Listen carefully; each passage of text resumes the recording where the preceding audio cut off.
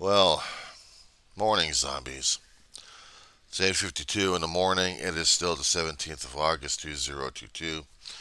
It is Wednesday. We were John C. Resmond, California. How you doing? No doubt that you're hearing more of the political claptrap, and now some of the people are actually trying to get more of the message regarding an upcoming resource war that we have. Yeah, I did say that, resource war. Because if it's not food we're going to be fighting over at this point over here, it's going to be one of the most precious items out there unless we can get enough of the water pumped into the aquifers to stabilize. Not to mention to getting our climate adjusted again, which it will never be. We have to get used to the hotter climates and more desert regions that are happening. Without the water to nourish our lands left and right, we're going to be ending up in deserts stretching from the Pacific maybe all the way to the East Coast if we're not careful. People will be screaming their heads off saying, no, that's false news, that's fake news. Well, look at Lake Mead. Look at the other lakes. Look at the Colorado River that the 4 states, or 5 states at this point, are going to be arguing over at this point. California is trying to cut back as much as power and water right now. And our governor in California wants to build more desalination plants. I didn't realize how long it takes. Maybe we could have got these damn things built a long time ago, but we needed public support and public funding for it. Is it going to be too late? We're already talking about cutting back and recycling our wastewater to take care of our water needs to a point where maybe we're going to be drinking it like crazy. Science fiction writers of all sorts have been trying to come up with different ways to dream up the devices necessary that humans will be needing. And I suppose we're going to have to face this crisis because it's in front of our face right now. It's in front of our face. For decades, we've had the warning signs. We've had the El Ninos and La Ninas. Two different weather patterns that would have either increased our water or decreased it. And when we saw that there was increasing amounts in the snowpacks, even for sporadic amounts, we cheered like crazy because we thought they were going to be lasting until they didn't. Weather patterns shifted and everything else got roasted and melted off. For a long while, we depended upon that snowpack. We depended upon, 1 second here, even the atmospheric changes have been affecting breathing issues left and right. With the snowpacks melted in the high Sierras, it's affected all the water supplies within the western states, ranging from Montana all the way down to Arizona, New Mexico, Utah, California, Washington, Oregon. But the most part for the southern states, actually southwestern, and that includes California. We're mostly dependent upon the Colorado River and a few other tributaries for water, for power, and also for drinking. We're a coastal city next to an ocean, and yet we can't build enough desalination plants necessary because of politics and because of not in my backyard attitude. Well, I hate to tell the western states at this point over here, California, Oregon, and Washington, start building now. Because we don't have a tomorrow coming up. We need the water today. Catalina Island, which is off the coast and off the area of Los Angeles. It's about 3 to 5 miles away, maybe longer. But within that stretch, they don't have aquifers necessary for the water. They have to depend upon desalination. And a few decades ago, they actually managed to get that going. And they're barely surviving, but they're surviving. However, the landscape is not. I wouldn't be surprised if we actually have a fire situation happening over there where everything else has to be burned down because there's not enough water pressure coming in from the aquifers or from the pumping stations. They would have to pump out and dump all the water we got in the Pacific Ocean on fires if Catalina actually catches on fire, not to mention the other surrounding islands. Because of atmospheric conditions happening right now, they are all ripe for it. Out here in the Southland, out here in the deserts right now, we are more than that. We are drained dry in our aquifers.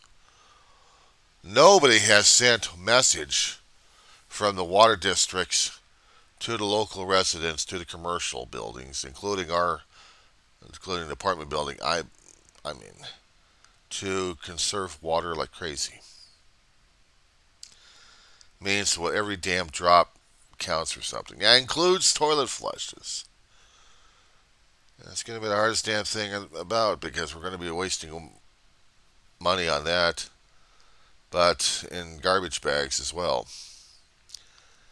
It may come to that where we have to do survival by depending more upon plastics to dump out our waste.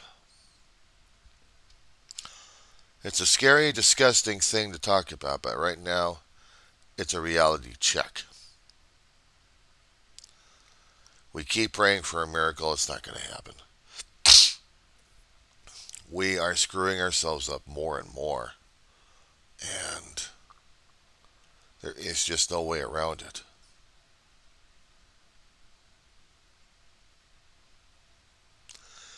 It's scary enough that I have to have recycled water jugs. Every time there's a milk jug, I have to recycle that. Sorry. Atmospheric conditions are screwing around with my throat. So sorry about that blast right there. But it's a way for me to try to breathe right now as it is. And we are in for it. We are in for it. Well, we don't want to face it. We don't want to see anything going on. We want to keep sticking our heads in the sand. Blame everybody else. Well, the blaming is not going to help us a great deal. It's not going to help us at all. The temperatures are going up. We're getting into a drier situation at this point over here. Say goodbye to ski season as we know it. We're going to be limiting the amount of water that we can actually give out in restaurants. You'll have to plead for another cup of water if you need to. And the sodas, you're going to have to pay extra. And I mean extra for them. That includes the cans, that includes the bottles, that includes the fountain drinks.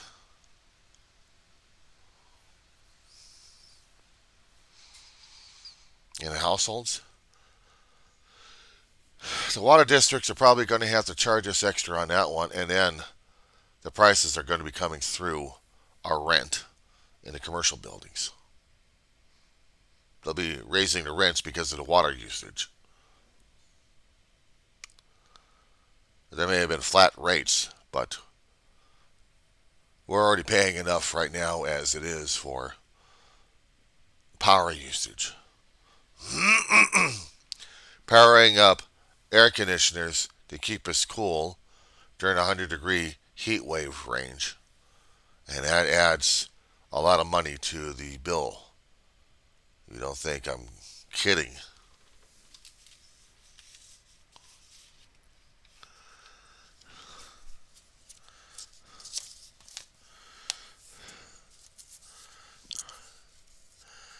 There's a lot of there's a lot of private information on here, but I just wanted to show you something that I have to pay by the 29th.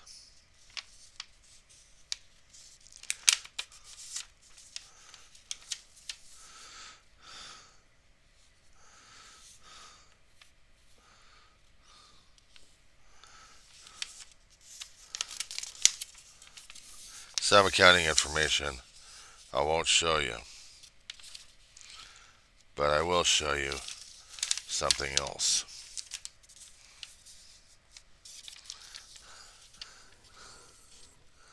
You guys see that? You guys see it?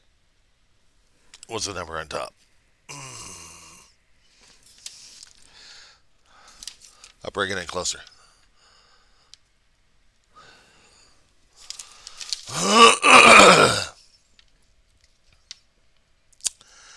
My place of residence and the usage of the bill of how much I gotta shell it out. This is for last month. I'm afraid to see this month's bill. That's going to be in September. Some people say that's pretty damn cheap. It probably is for some people or on a limited income. But if they got more income than I, then they probably say, well, that's not bad. But for my income, that's bad. Despite the fact they keep the lights off during the daytime, hardly ever watch television except for the computers, but I use them from time to time and switch off from time to time what I need and what I don't need. But the thing I know that uses up power more is an air conditioner trying to keep the place comfortable at probably about 73, 74 degrees. Last month, I had it down to 72 degrees because I couldn't sleep. In 72 degrees, I can actually sleep under. It was about 85 last night. And I had to waste power to get at least 73 degrees so I could actually sleep for maybe about an hour or two if I was lucky enough. But I'm also realizing that in order to keep everything else on, I have to keep the power on. No, I need I need a refrigerator full of food and ice in there. I need that. I don't need a microwave as much, but I use it from time to time. The primary cooking is electric stove, not propane, not gas, electric. The internet that I depend upon, more power.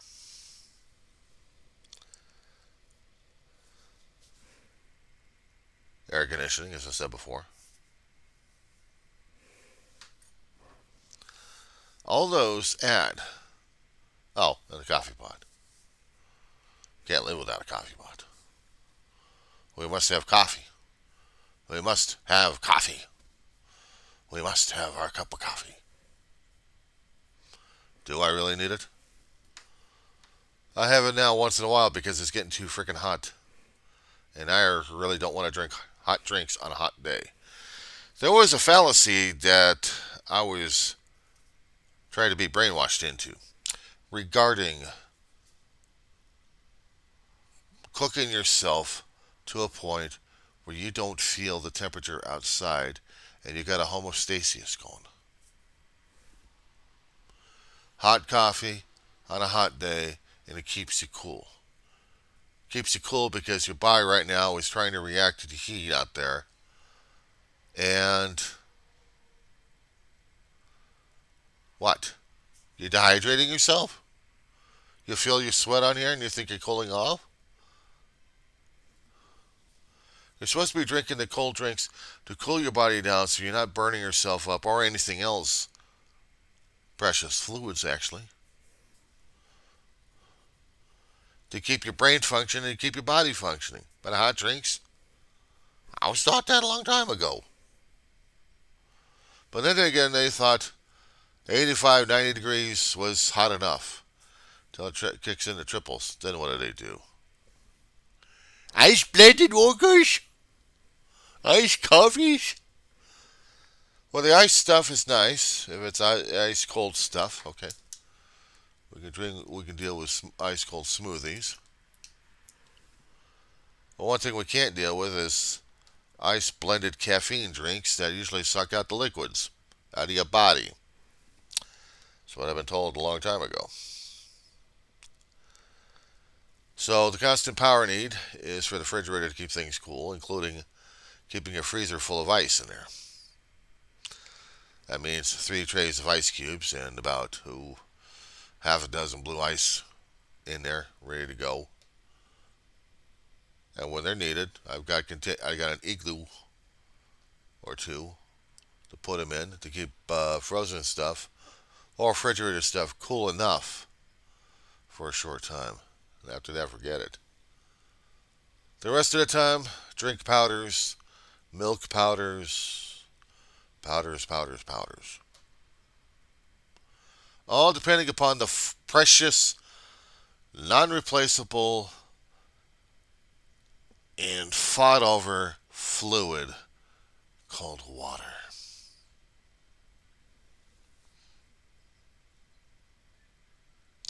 And being reminded constantly that one day I'm going to turn on my tap and there's nothing coming out of it. So whatever I have left in a refrigerator is going to be the only fluid necessary to keep me alive for a short time. Then after that, forget it. I'm not using it for flushing. Plastic bags, here we go. This is not the easiest thing to deal with right now. It isn't. Besides our political crap going on with the head games and people telling each other that this is happening, that's happening, blame. We're killing our planet, we're killing our environment, and we're going to be heading into a resource war that's going to be worse than Mad Max. At least in the story of Mad Max, there was like a limited nuclear war happening in different areas and stretched resources to absolutely non-existent, including gas, oil products, food products, water. Of course, they were filming in Australia. They didn't film it in North America or anything else.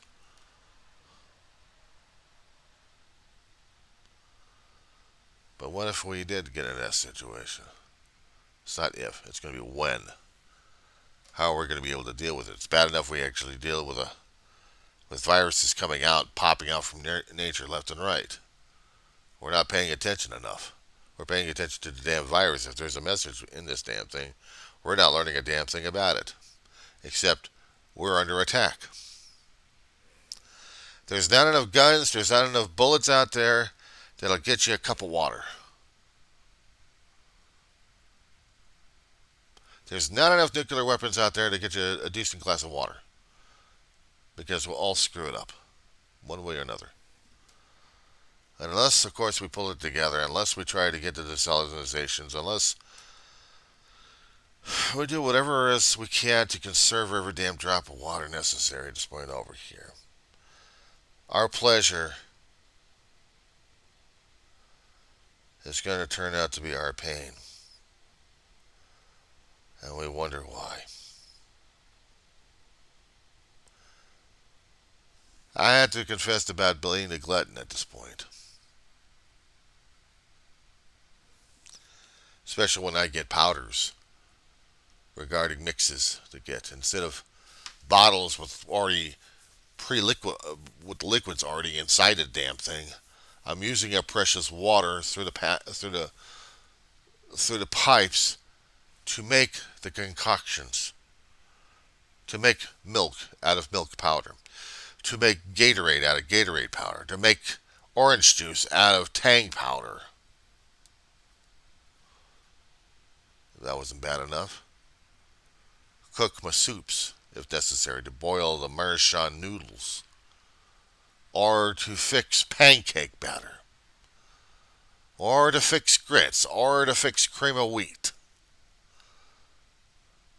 How about to fix simple rice? Pasta. Rice-a-roni.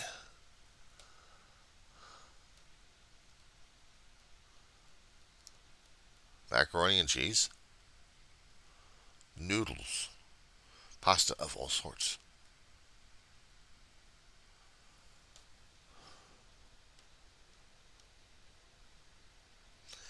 Scares the hell out of you, doesn't it? It's scaring me. And then there's water usage concerning about the shower and the bathroom, let alone the damn dishes. They're telling us to fill up our dishwasher to the max and then run the dishes.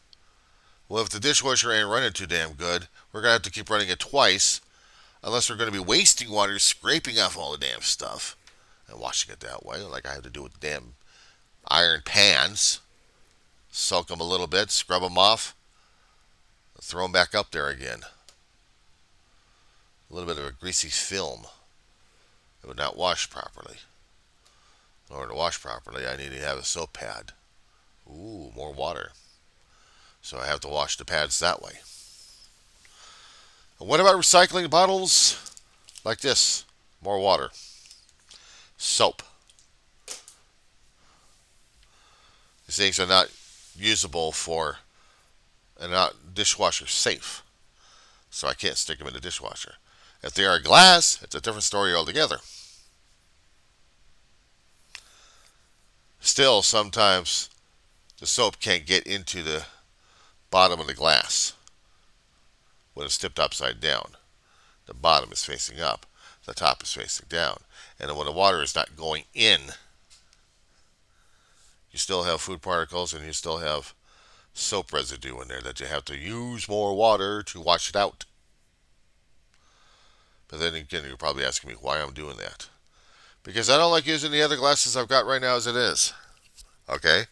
You'll probably say, well, get plastic cups. Aha! What else?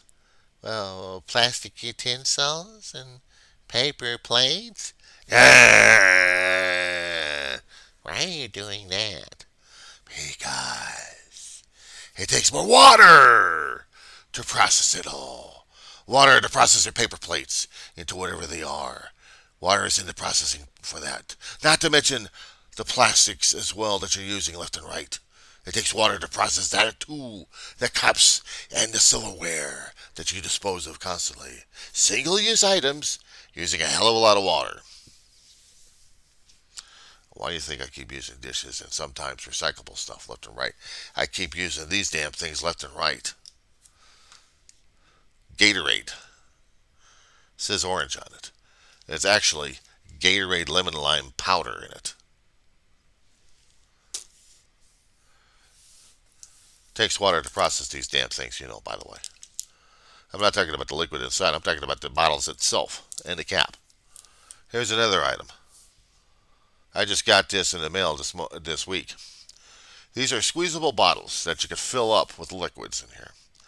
I have water.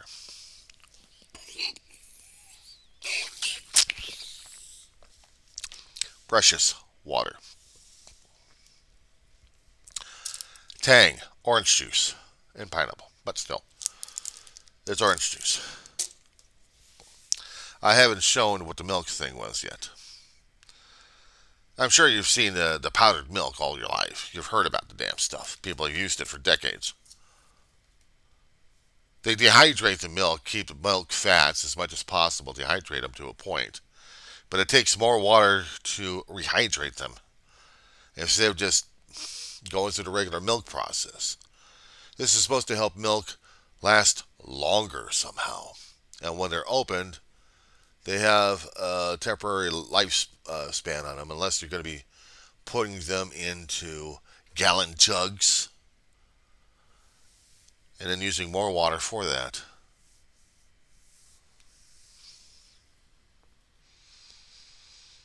How about your favorite foods out of cans?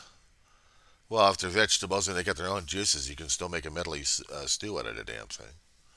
You don't have to use water for that unless you try to use every drop of juice and put it into a small pan and cook it and simmer it that way. Of course, you want to use a lot more water. I know, someone's going to say, why don't you use beef broth? Because beef broth is made out of pure water. Or if we get the recycling done, reprocessed water. We'll never know the difference. But we do have beef bouillon cubes processed with water and then dehydrated into concentrated cubes. That needs more water to use. But for a long time, they're still there waiting.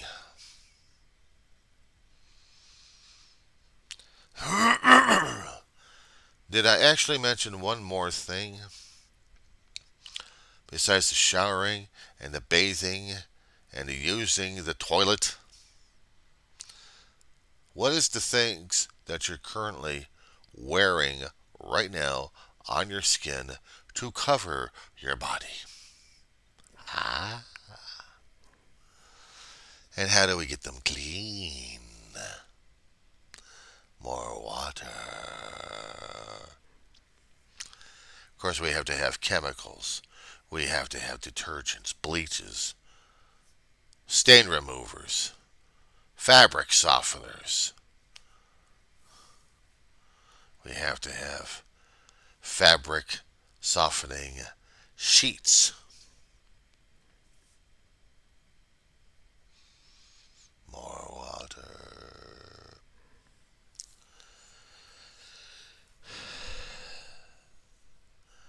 Is there anything else that doesn't require water for processing? Take a look around me. Dyes. Color dyes. For what items, I wonder?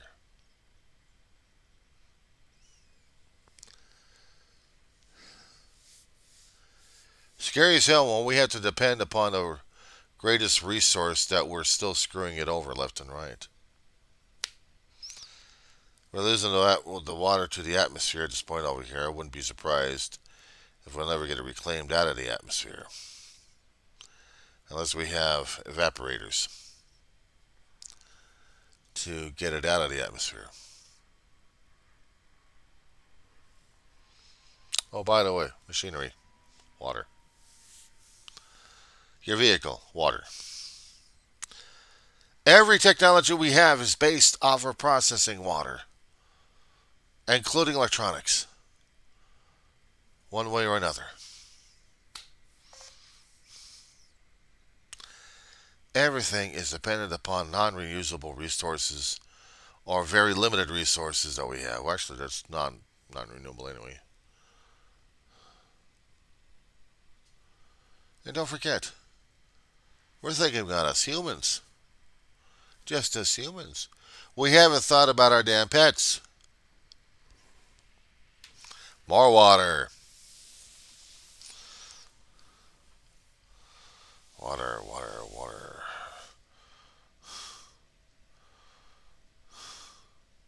And the boards did shrink.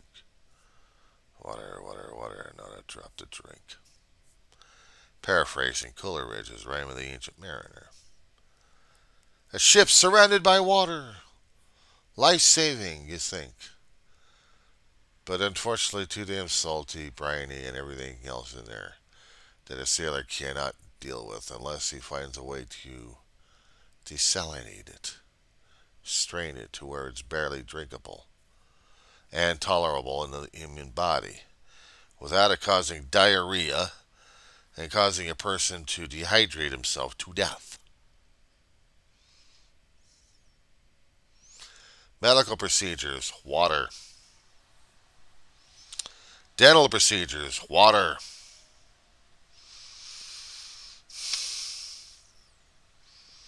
Everything we do is dependent upon a water-basis technology.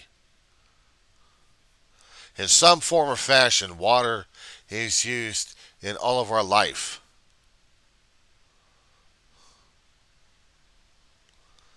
We cannot blame a party. We cannot blame groups of people. We have to be responsible for everything. And we should have been a long time ago, and we haven't been. And now, we're facing extinction. Do I scare the shit out of you? Good. I hope I have. I hope I have. You're clutching under your favorite item right now, or you're just scoffing at it. taking some spit and spitting it out. Shit. Well,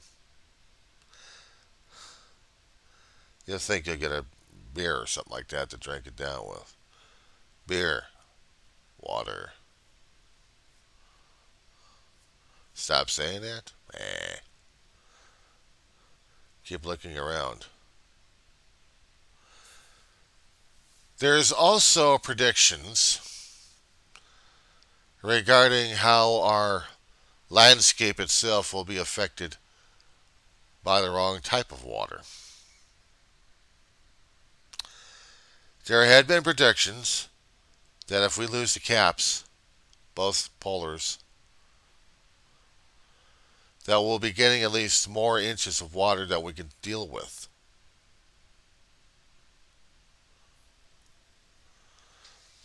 That way we'll be losing coastal cities. Inland valleys, maybe, if they're going to be acting like a real flood. There's been some crackpot scientists out there that we're due for a major mega flood. Haven't heard the theory too much about it. I kept thinking about we're going to be in for earthquakes, but a massive flood? How's that for a conspiracy theory? But if it's a proven fact, that's a different thing altogether. That means we'll be inundated by our own seawater. Now, the thing is concerning about a recycling of nature, how nature tries to recycle herself. All the storms that try to drift by, if the water is evaporated into the atmosphere, it'll stay there for a bit.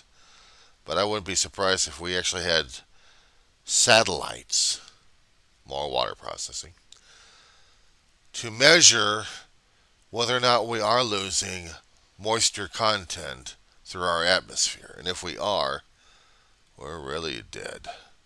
We're becoming just like Venus.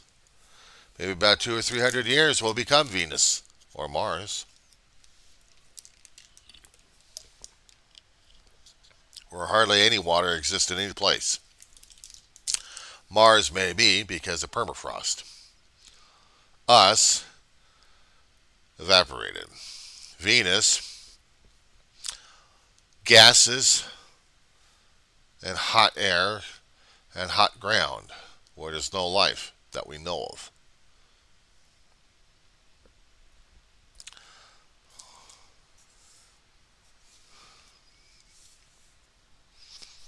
Anything else to ring the disaster bell?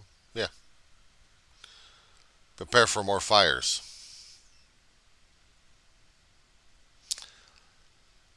And the use of more precious fluids to put out the fires.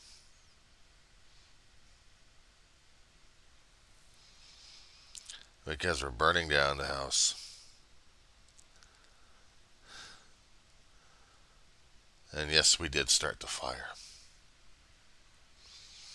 And we're going to keep it burning like this because we don't know any other way but to burn down the house that we live in.